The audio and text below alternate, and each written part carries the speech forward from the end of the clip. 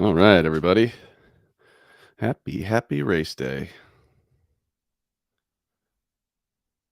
Never been to a lot of people been to Watkins Glen. I'd like to go. That'd be a good road course to go to. Been to Sonoma before, but I think I'd like to go to Watkins Glen. Should be fun. Well, anyway, welcome to the pre-race poll, where I just kind of ramble for what's going to be 15 minutes this week. I'm not going to go any longer than that. This is going to be the standard 15-minute show moving forward. I'm not going to go over last week that much. I'm just going to kind of focus on the race today. I feel like that's what people are here for anyway. So let's do it. Let's get this thing going. All right. Well, hey, happy race day. Let's hope we get to a point where we're saying stay green at the end. I got my standard lone tree here that I have every single week. Yeah, cheers. Let's take a pull.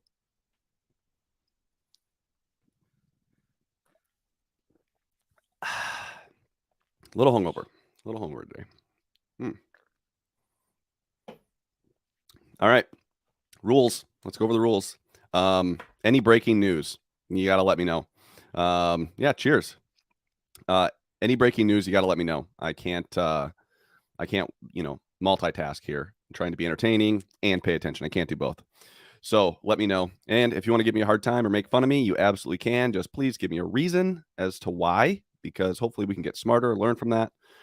Kind of crazy what a difference a week makes. Last week, at this time, I was talking to Jeff Gordon, and now I'm talking to you guys. Bad for Jeff. Unless Jeff's on here. I'd love to have him be a part of this. That'd be awesome. Jeff, this is really good, by the way. All right.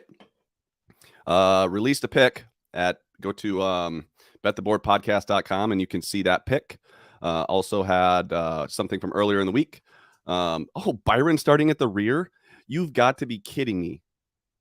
Are you messing with me?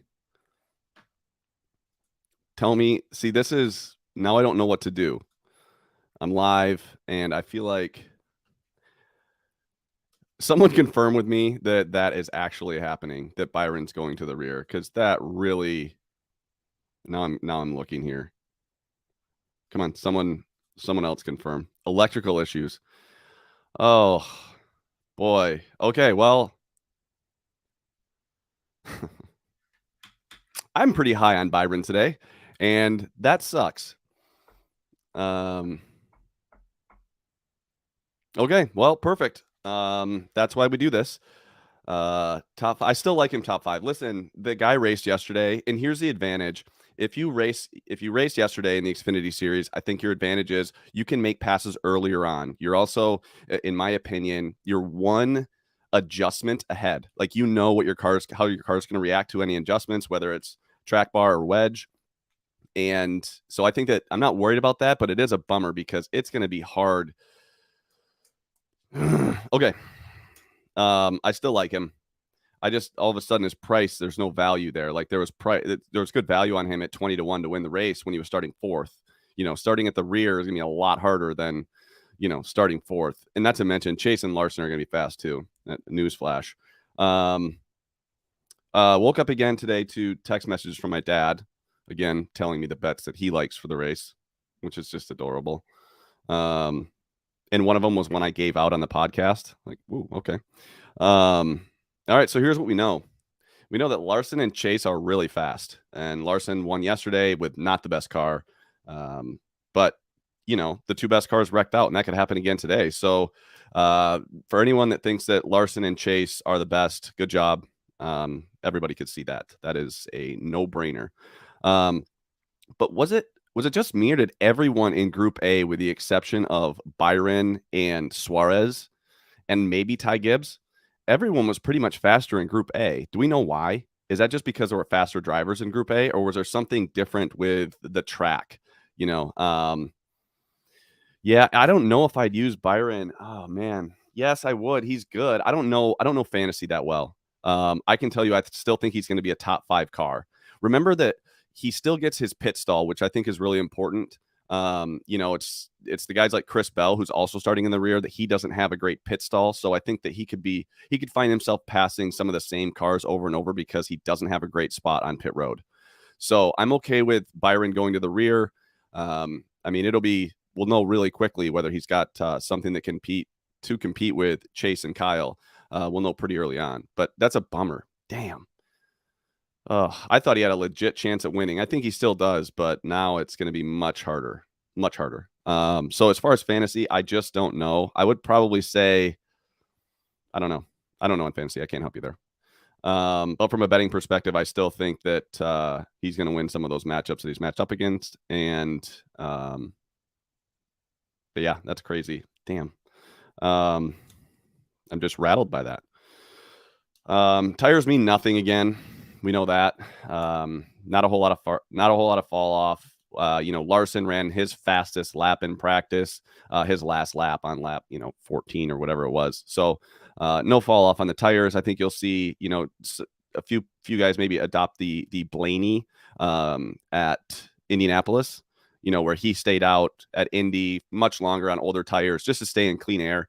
I don't think that's going to be an issue. I think you'll see guys do that often. So, probably even the leaders, Larson and Elliott, I imagine they might stay out for stage 2 as long as they're within their window to get on, whether 1 or 2 stops, however that works out. So yeah, rain. Yeah, whenever there's rain, that's an added risk that we don't know. And anytime you have added risk, you need to make sure that you're paid properly on it, right? So I would not be laying heavy juice in matchups because of that. If anything, I think that there's value on some of these guys that have matchups where, Chase Elliott is minus 250 on Austin Cindric. Now, I think that Chase Elliott's way better, but they still have to run the race. And it's not like Cindric's terrible. This is as bad as he's been at a road course, in my opinion, in practice. But 2-1. Elliott's really good though. But you saw the race yesterday. Like, I don't know if you watched the Xfinity race, the 2 best cars were Byron and Ty Gibbs, and Ty runs out of talent and gets into Byron, and then it's over.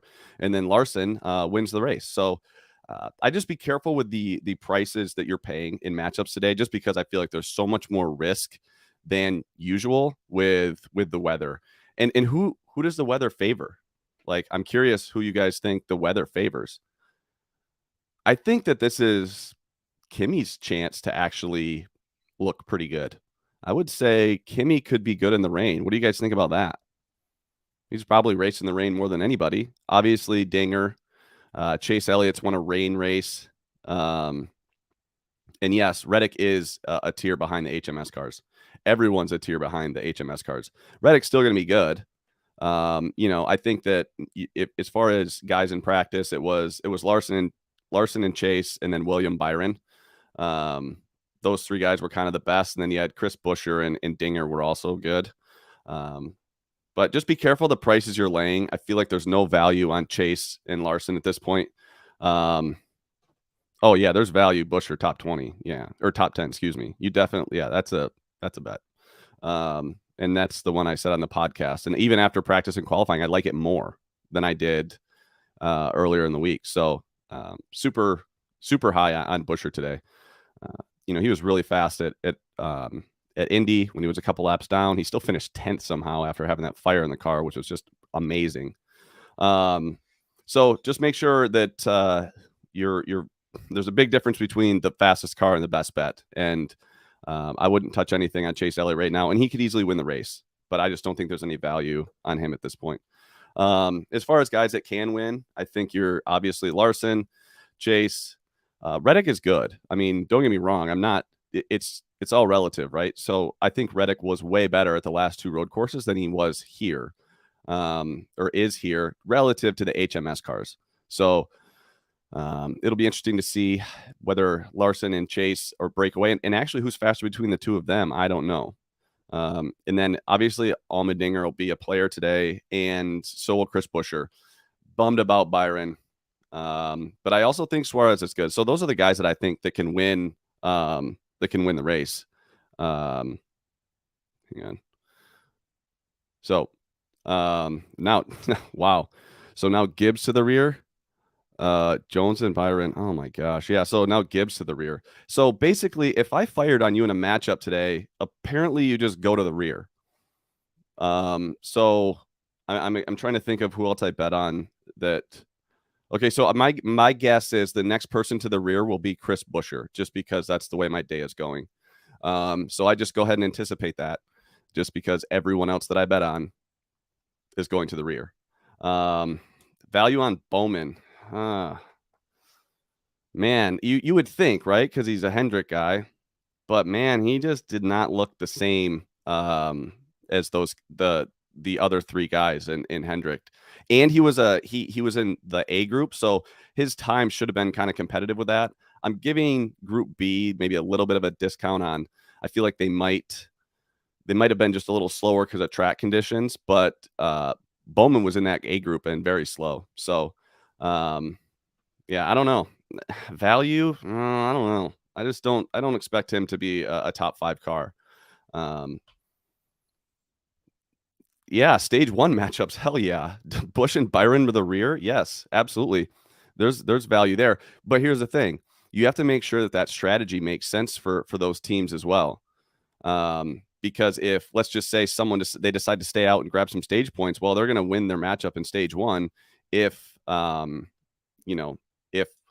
well, let's see, it's Byron versus Allmendinger. Well, Allmendinger's not going to stay out for points. So yeah, I would say you could take Byron over Allmendinger. I would not touch Suarez versus Busch. Does that make sense? Because Allmendinger's not going to stay out and try to win a stage. There's no value for him. He wants to win the race. So he's going to constantly be playing that game of, hey, what's the best way for me to win the race? I like that. So, like I said, I think Larson and Chase are going to be best, but I just don't think that there's any value on those guys at all. Looking forward to my new favorite segment, and this is the he ain't winning segment. So I am going to identify a driver that just won't win, and this is the guy that I'm probably fading in most matchups. So it'll be a little bit of a hint as to who I faded. And the guy that ain't winning this week is Kevin Harvick. He ain't winning.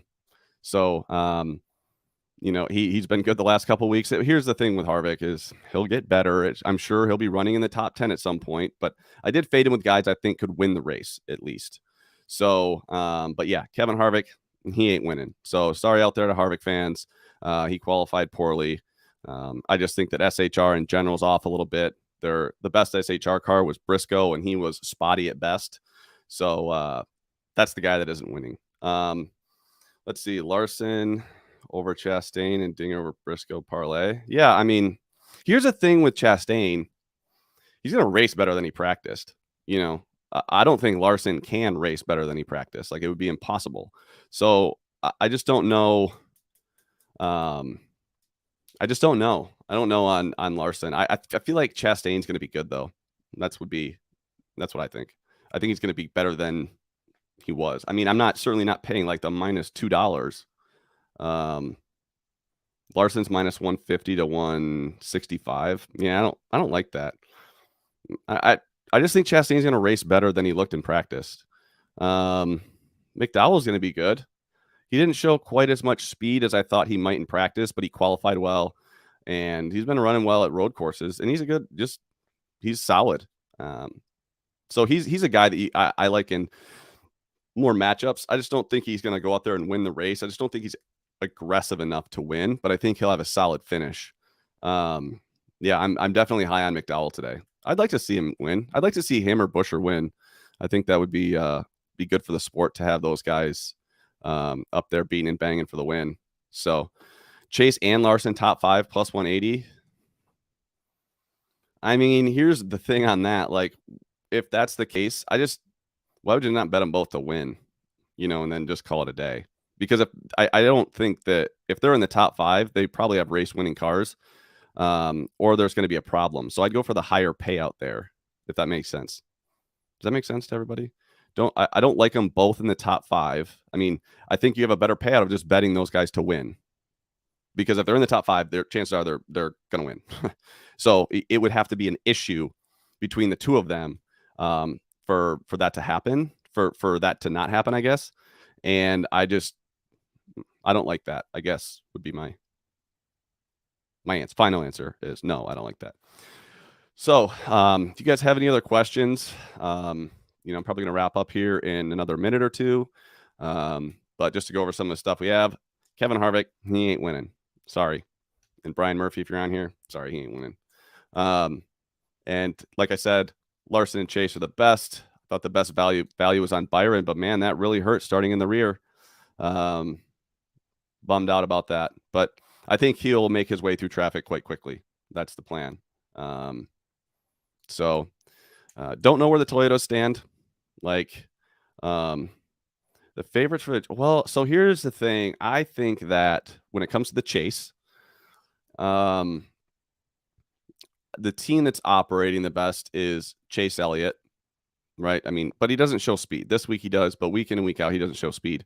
The team that shows the most speed week in and week out is Denny Hamlin. I mean, he's fast every single week. It doesn't look like he's super fast today, but, you know, I don't know. And then, yes, Chris Bell. I think Chris Bell has just the most upside to win the chase, just because he could go win 3 or 4 races, in my opinion. I wouldn't be shocked. I mean, and he could easily win at Phoenix. He's great at Phoenix. So, that's a really important part of those future bets is, can they go win at Phoenix? You know that they're going to run top 4, right? 1 through 4, but you still have to have a driver that's capable of winning at Phoenix. And Chris Bell is good there. He was good there in Xfinity. He's been okay there in the Cup Series, but he also just figures it out late. I mean, that guy just loves to late in the race be a factor. And that's kind of the opposite of what Denny does. Denny likes to take himself out of the race when it's important. So the best team is the 9. The fastest car is the 11. The most upside is Chris Bell. That would be my my take on the chase. So let's do one last little pull here. And yeah, let's stay green. Let's hope, if we see some rain, I just don't want to see like too much rain. I don't want to see like a coda where they're, they should call the race. Let's get, if we get showers, let's just get some light ones. Yeah, hopefully we can make some money. Stay green, everybody. Cheers.